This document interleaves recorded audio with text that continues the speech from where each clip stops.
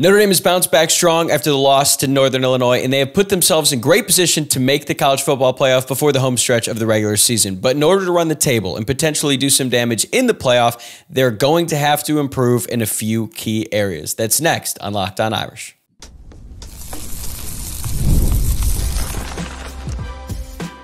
You are Locked On Irish, your daily podcast on the Notre Dame Fighting Irish. Part of the Locked On Podcast Network, your team every day. Hey, what's going on, and welcome into Locked On Irish, your daily Notre Dame podcast. I'm your host, Tyler Wojciak. I'm a Notre Dame alum and producer at Fox Sports, and it's great to have you here on this Wednesday, October 30th. And thanks for making this your first listen of the day. We are free and available wherever you get your podcasts, and you can watch every episode on YouTube as well. Please like and subscribe if you are watching along on YouTube, and rate, review, and subscribe to the podcast if that is how you're tuning in today. And this episode is brought to you by Gametime. Download the Gametime app, create an account, and use code LOCKEDONCollege for $20 off your first purchase. All right, we are smack dab in the middle of the second bye week of the regular season, and even though the waters are calm right now in the midst of Notre Dame's 6-game winning streak, they are about to enter the most important 4-game stretch of the Marcus Freeman era, and it starts next weekend against Florida State. This is not going to be the toughest competition that this team has faced. They have played tougher teams than Florida State, Virginia, Army, and USC, but the stakes are incredibly high because Notre Dame has to win out in order to make the college football playoff. And if they do make it, this team has proven they have what it takes to potentially do some damage there if they can improve in a few key areas. So today, I'm going to share the 6 most pressing questions that I have about this team before they try to make a run here. And for the record, these are all going to be focused on things that Notre Dame can actually control. I'm not going to question all the possible playoff scenarios, because if this team wins out and they finish 11-1, they will make it, and they're probably going to host a playoff game, which is not something I ever would have thought possible after the loss to NIU, but here we are. And let's start with the most obvious question that I have, and I feel like a lot of others have as well. Is this program prepared to handle success? Marcus Freeman was very blunt after the loss to NIU. He said that this team, this program, does not handle success well, and that has been true under Marcus Freeman. And while I agree with him about that point, that responsibility falls on Marcus Freeman and the rest of the Notre Dame coaching staff. That is their responsibility to prevent a letdown like that from happening. It's also on the players too, but the coach's number one priority during the season is getting his team ready when they take the field on Saturdays, and they were not ready on September 7th, and it is easy to have a letdown after you've experienced some success. Notre Dame certainly was feeling that after the win on the road against Texas A&M, which every week becomes more and more impressive based on what the Aggies are doing down there in College Station. And now Notre Dame is on a 6-game winning streak. This is the longest win streak of the Marcus Freeman era, and they are going to have to prove week to week that they can handle this sort of success and not avoid another letdown like they have so many times in the past 3 years. They are going to be favored against every single team left on the schedule, and I would guess 3 of those games, they're going to be favored by double digits.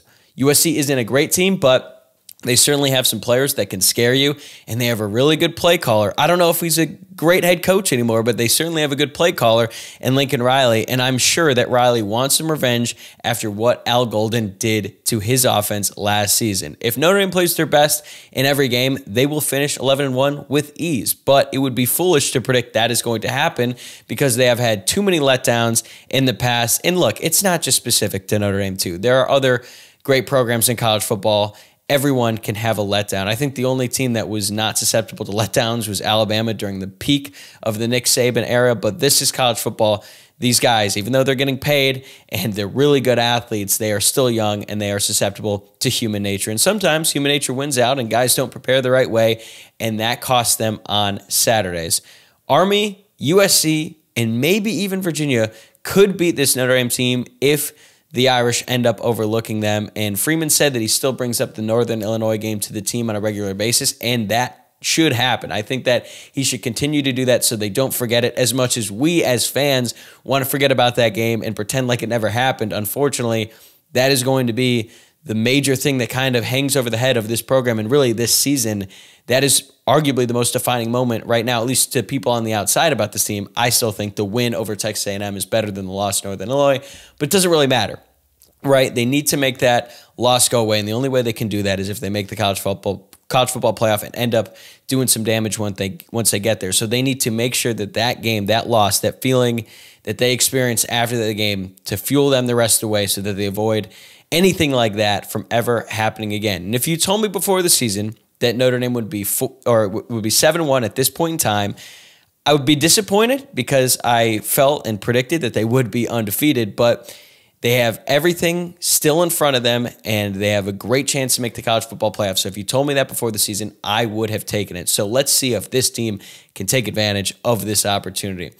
Okay, the next big question I have about this team, this is specific to the offense. Can Notre Dame be more explosive in the passing game? We have moved on from questions about whether or not they could have a functional passing game to can they be more explosive? So that is certainly a much better place to be in than they were a few weeks ago. The first real sign of life in the passing game was in the second quarter against Miami, Ohio, and that game did not start off well at all, specifically with Riley Leonard. He was just airmailing layups, and the crowd was booing him, and there was a serious thought in my head, like, should they pull him?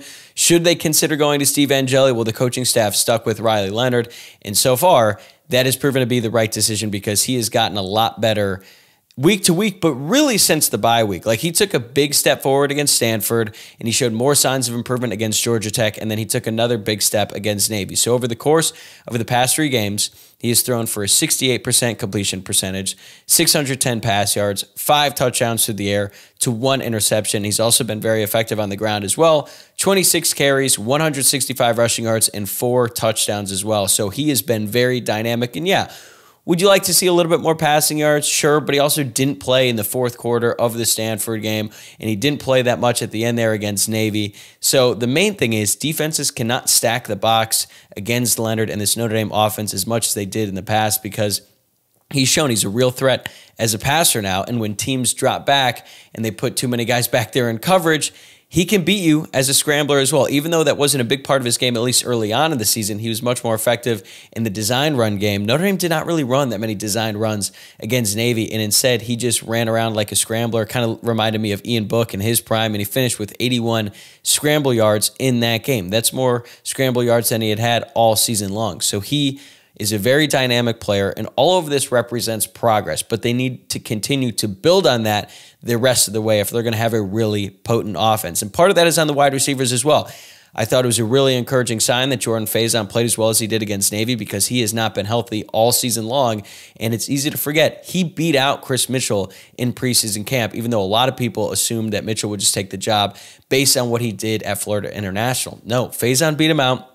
But he's been hurt. He was dealing with an ankle injury that he suffered first against Texas A&M, and then he re-injured against Louisville right when he got back. And Mike Denbrock has brought him up before as a player who is super dynamic and just brings something different to this offense that nobody else in that room can.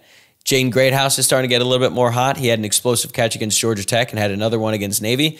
Really disappointed that he did not take that catch on third down and score it, but oh well. I'll just take the progress there. He made a nice play on the slot fade against Georgia Tech, so that is encouraging, but still need a little bit more from him. Chris Mitchell needs to be the deep threat that Notre Dame got. It's a reason they got him in the transfer portal. He has not been a deep threat up to this point. They've tried it a few times, most notably on the pass to Northern Illinois. That was an interception in the fourth quarter. That is the reason why they lost that game there at the end. Although that is not Chris Mitchell's fault. That is entirely on Riley Leonard in that play. They tried again against Miami, Ohio. He at least drew a pass interference there, but I'd like to see him threaten the defense deep a little bit more because Bo Collins has been great, but you need a little bit more than that. You need to have the defense scared about every wide receiver and their potential to hit you on a deep pass. So I'd like to see a little bit more from Chris Mitchell. I like what I saw from Mitchell Evans in that last game. He looks a little bit healthier, and if he's anywhere close to 100% after the bye week, I think he becomes a force in the middle of the field, and that's going to create more opportunities on the outside. When Riley Leonard has thrown the ball over 20-plus air yards, he is 8 of 21 for 283 passing yards, 3 touchdowns to 2 interceptions. Obviously, those numbers aren't great. They need to be better, and I think they can be if these wide receivers pose more of a threat on the outside, and then you have Mitchell Evans just occupying space in the middle of the field. And sometimes it's not about throwing the ball downfield. It's about the wide receivers making plays with the ball in their hands. I think Jordan Faison is probably the most dynamic when he does have the ball because he is just so elusive. He's so fast. I also think Jaden Harrison, even though he's been quiet the last few weeks, I think he is a big play waiting to happen once he gets the right opportunity. He had that big catch on the wheel against Louisville. We know how dynamic he is as a returner, or at least we heard about it when he was at Marshall. So I think if he gets the ball in space, he can make some plays here in the near future. And to me, this is the difference. Whether or not Notre Dame can generate a more explosive passing game, this is the difference between them just making the playoff and potentially winning some games once they get there. All right, the biggest question I had for this team all offseason was about the offensive line. They have exceeded my expectations so far, but they're going to need to continue to improve down the stretch. More on that right after this. Today's episode is brought to you by Gametime. Whether it be sports, concerts, comedy shows, you name it, I love going to live events. And Gametime is a new feature called Gametime Picks that makes getting tickets for your favorite live events even easier. Gametime Picks filters out the fluff to show you incredible deals on great seats so you don't have to waste time searching through thousands of tickets. And there are so many great sporting events going on right now. You've got college football, you've got the NFL, you got the World Series going on after the Yankees won last night. Plus, the NHL and the NBA have just started up, so you could go to either one of those events. So get off your couch and get in the game with Gametime. But personally, my favorite thing about the Gametime app is you get a panoramic view from your seat in the app before you buy, and then you can buy tickets in seconds with just 2 taps. Take the guesswork out of buying tickets with Gametime. Download the Gametime app, create an account, and use code LOCKEDONCollege for $20 off your first purchase. Terms apply. Again, create an account and redeem code LOCKEDONCollege for $20 off. Download the Gametime app today. What time is it? Gametime. All right, for my next big question about this team before they head into the home stretch involves the offensive line. How much better can the offensive line play?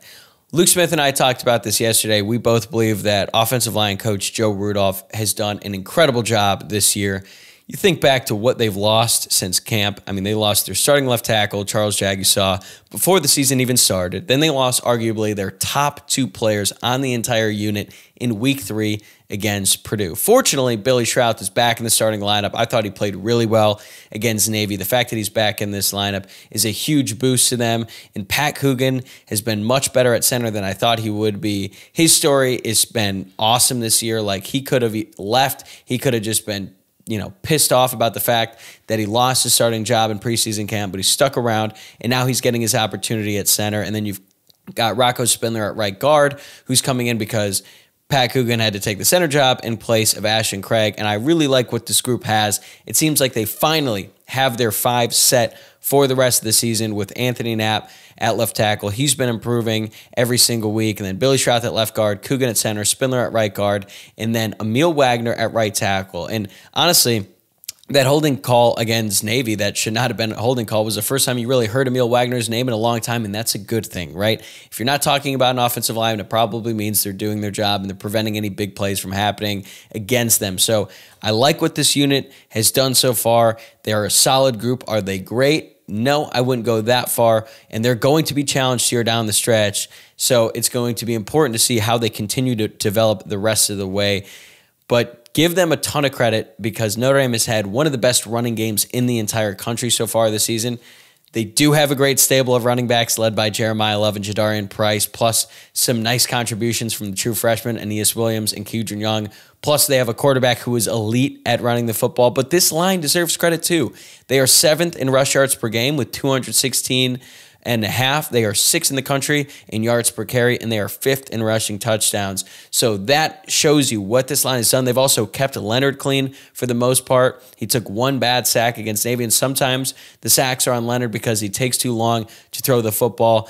So the fact that this group, despite all the injuries that they faced all season long, has gotten to this point is a really encouraging sign. Like I said in segment 1, this was the biggest question I had about this entire team going into the season. I was worried that they'd be a complete liability. I thought we were going to have a repeat of 2021 when the offensive line basically just ruined any chance of having a functioning offense like they did in the first half of that 2021 season. Now, granted, part of that had to do with the quarterback, Jack Cohn. He wasn't exactly mobile in the pocket. He wasn't nearly as good at avoiding sacks as Riley Leonard is, but I think that the job they've done this year is really commendable, and I think a lot of that goes back to Joe Rudolph and what he has done. He's been able to mix and match, and unfortunately, Sam Pendleton is the odd man out now after he had started every game this season at left guard, but I think he has a bright future. He is going to come back into the fold here at some point, maybe not this season, but certainly next season, and if you think about it, you look back to what that group did in the second half against Texas A&M. That might be the most impressive performance by any singular position group in any game this season, because Texas A&M has an awesome defense and a really, really good, arguably elite defensive line. But in the second half of that game, Notre Dame's offensive line controlled them, and they won the game by running the football. So credit to the group for what they did there. They took a step back against Northern Illinois, but ever since then, they've been getting better and better, and Notre Dame is going to need this group to continue to get better because they're going to face tougher pass rushes. I mean, USC, believe it or not, despite all the record, their defense is a lot better than it was last year, and teams are going to test them, specifically Anthony Knapp, in the regular season and in the playoff if they get there. So this line has to continue to improve because just good isn't going to cut it off, isn't going to cut it. They are going to have to be really good to really do some damage here late in the season. So really like what they've done so far, but they need to get better down the stretch. All right, my next question. Speaking of group that has been awesome this year, let's talk about the Notre Dame cornerbacks, because the next question I have is, can Leonard Moore and Christian Gray hold up against better competition? To be clear, I think the entire secondary, and specifically the cornerbacks, have been terrific this year. There's really been no noticeable drop-off ever since Leonard Moore had to replace Benjamin Morrison, the All-American, the future first-round draft pick, at cornerback.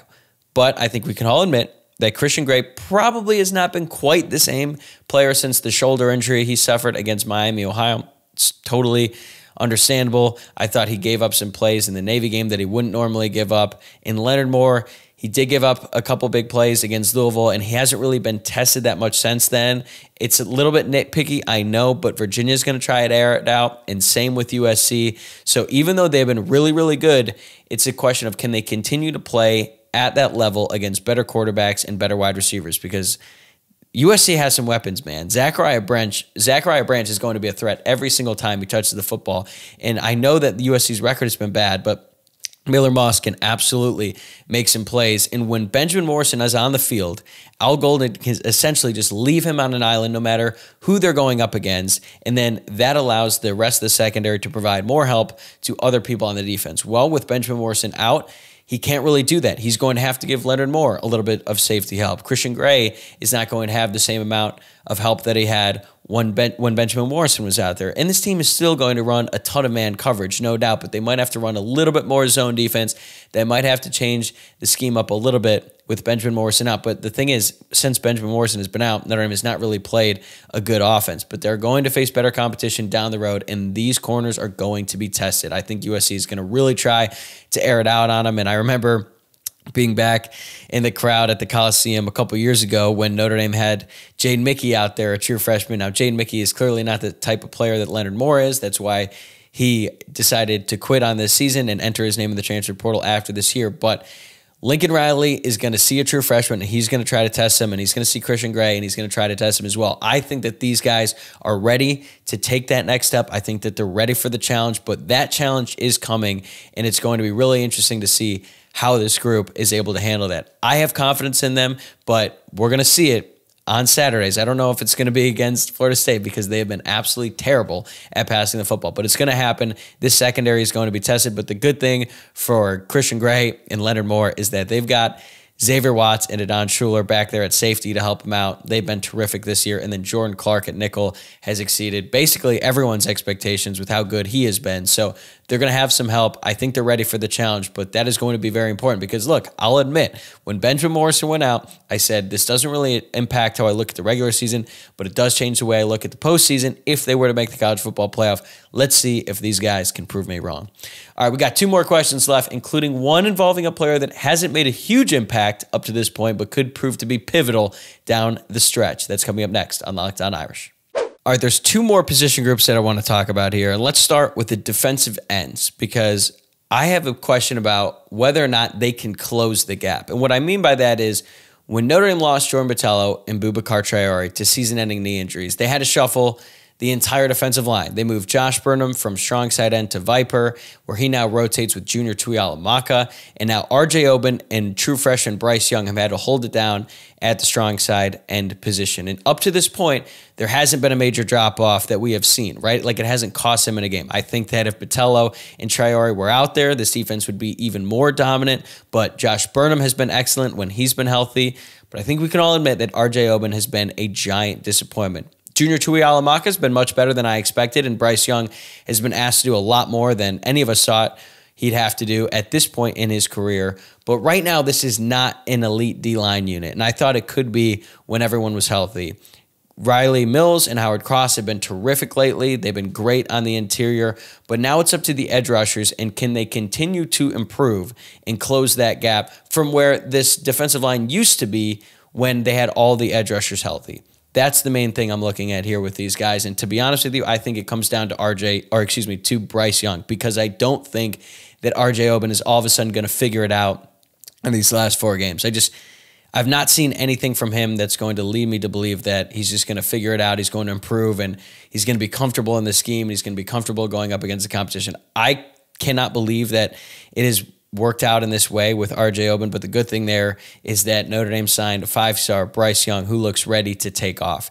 If he can break out during these last 4 games, that changes everything for the Notre Dame defense. And if you think back to Benjamin Morrison's freshman season, he didn't really break out until November. Like, he started and he was playing a lot early on in the season, but we weren't talking about Benjamin Morrison as like one of the best players on the defense like we were when Notre Dame was going up against South Carolina in the Gator Bowl. Like, all of a sudden, in that Clemson game, Benjamin Morrison just took off. He gets the interception early, and then he gets the pick 6 later in the game. And then after that, he was addicted to interceptions. He got 3 against Boston College, and then he got another one there in the bowl game against South Carolina. So when we think about a season as a whole, we think he was dominant that entire time. That really wasn't the case. So if Bryce Young can follow a similar trajectory and really take off at the end of the year, I think that would be so big for this defense. He could just take over the starting job at the strong side end position. He barely played against Navy, only 5 snaps in that game. I think that just really has to do with the fact that it was his first time going up against the option. So that's a lot to ask, especially for a true freshman to set the edge and all the different stuff that Navy throws at you. So I wasn't shocked that he wasn't a huge factor in that game, but they're going to need him against Virginia. They're going to need him against Florida State and USC. He doesn't have a sack yet, but he's been very impactful. And if he can take his game to another level down the stretch, that bodes really well for this defensive line, because physically he's just different than everyone else out there with his size, his speed, and his length. So I have a lot of confidence in Josh Burnham. We're going to see what happens with Bryce Young, and then you can count on Howard Cross and Riley Mills in the middle. But really, if those edge rushers can continue to improve and play anywhere near the level that Jordan Botello and Boubacar Traore were playing at before they got hurt, this defensive line could be really, really good down the stretch. All right, last question I have. Might not be the most pressing question that you have, but I do think it's very important. Will Mitch Jeter return to 100%? This isn't really getting talked about a ton, but I'm not going to lie. I'm very concerned about the health of Notre Dame's kicker right now. We know that Mitch Jeter came up huge for the Irish against Texas A&M, and they're going to need him again. Like, the reason that was comfortable late in the game against Texas A&M was because Mitch Jeter connected on that 40-plus yard field goal to put the Irish up 10, and then we could all relax in the crowd for a second, because otherwise we would have been sweating out a final drive against Texas A&M. Do I think that they would have scored against Notre Dame's defense? No, but I'm glad that we didn't even have to entertain that discussion or that feeling, because Mitch Jeter went 3 for 3 on field goals in that game. In close games, sometimes the kicking game is the difference. You watch pretty much every single NFL game at this point, it's always going to come down to a field goal or field goals that happened earlier on in the game. And if you think back, like that NIU game, if Notre Dame converted on their field goals, I'm not blaming this on Jeter, by the way. One of them was blocked, and the last one was maybe the dumbest decision I've ever seen in a game, to try to attempt a 60-plus yard field goal to win the game. Anyways, Northern Illinois made their kick. That's the reason why they won that game late in the game. And I feel like kickers cannot really get by unless they're close to 100%. Like, I don't think you can really kick through a groin injury, even if you're really tough, because it's going to affect everything about your process, how you're thinking about it mentally. And now Mitch Jeter has missed the last few games, and I'm worried that this hip or groin injury isn't going away anytime soon. And even if it's not affecting him physically, I just think that it's going to linger in his mind until he goes out there and he connects on a couple field goals and some extra points. And look, I like Zach Yoakum as a player. I like the story. I like the fact that a walk-on is getting out there and contributing to this team. But do you trust him in a big spot? Like, let's be honest. I don't think the coaching staff does, and I don't either. They are going to need Mitch Jeter at some point because if you don't have a good kicking game, it affects everything. The offense is forced to be much more aggressive, especially on 3rd and 4th down situations if they get into the opponent's territory. Like, if you have a reliable kicker, you can be a little bit more conservative. You can just take the points when you need them, or you can be forced into going for it on 4th down, so you don't really want to go for it because you don't think that your kicker is going to give you any shot. That has not happened yet, and it has not really hurt Notre Dame at all, but I think that as they get down the stretch here, maybe it's against USC, maybe it's not until the college football playoff, like, it could be a huge factor in a game. So the best case scenario for Notre Dame is that Mitch Jeter has just been resting, and the Notre Dame coaching staff knew that they wouldn't really need him until after the bye week. That's what I'm hoping for. But if he's not ready to go against Florida State, if they're still resting him, I will be very concerned about his status the rest of the way because I just don't think a hip or groin injury is something that you just miraculously recover from at that point. And you need a kicker, man. You don't realize it until you do, and hopefully Jeter gets healthy soon, but that is definitely something to monitor going forward. All right, that's going to do it for me today. Thanks again for making Locked On Irish your first listen of the day. Hoping to have a special guest on tomorrow. Then on Friday, we're going to be doing another mailbag. So remember, get your questions in. You can submit them in the YouTube comments or on X at Locked On Irish or on Instagram at Locked On Irish Pod. Also, be sure to subscribe on YouTube or wherever you're listening to the podcast, and I'll see you tomorrow.